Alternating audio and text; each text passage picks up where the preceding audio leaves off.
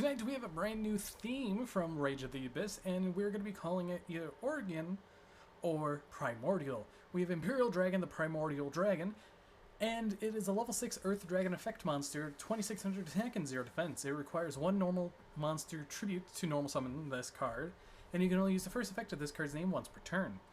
During your opponent's main phase quick effect, you get to reveal this card in your hand. Immediately after this effect resolves, normal summon one Primordial monster.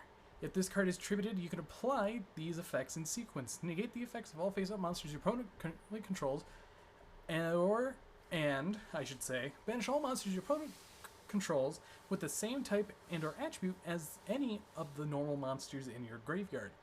Overall, it's actually a really useful utility card for normal monster decks like Phantasm Spiral, but overall, I definitely think that is definitely worth a slot.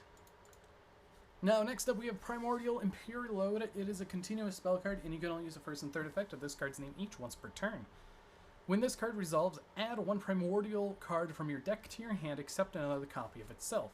Normal monsters and Primordial monsters you control gain 300 attack for each normal monster in your graveyard with different names. You can declare one normal monster's name, special summon one normal monster with that name from your hand, deck, or graveyard. Also, you cannot activate special summoned monster effects for the rest of the turn. So that's absolutely fine because this is a definite tribute summon deck along with special summoning normal monsters, so Phantasm 100% gets the cut for everything that this deck is trying to support. Now after that, let's take a look at the quick play spell cards. We have Primordial Tremors. It's a quick play spell, and you can pay 2,000 life points and declare one card name of one normal monster. Until the end of the opponent's turn, primordial monsters and normal monsters with the declared name cannot be destroyed by battle. If you control no monsters, then you could special summon one normal monster with the declared name from your deck in defense position. If your opponent normal summons a monster, you can banish this card from your graveyard, then target one normal monster on your field or in your graveyard. Banish one monster on the field with an attack lower than that monster's.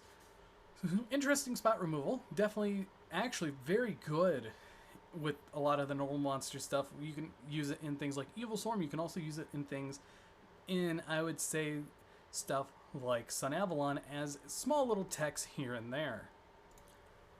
Next up, we have the other continuous spell card in the deck being Primordial Shillers. It is a quick play spell, and you can only use each effect among of the first and second effects with this card's name only once per turn. Reveal one Primordial card or one normal monster in your hand, then target one face-up card on the field if you control a non-token normal monster, or if a level 5 or higher Primordial monster. You do not have to reveal a card. Negate that target's effects, and if you do, banish it. Okay, interesting. And if you control a Primordial monster, you could set this card from your graveyard. So recursion on a negate that banishes, so it's alright.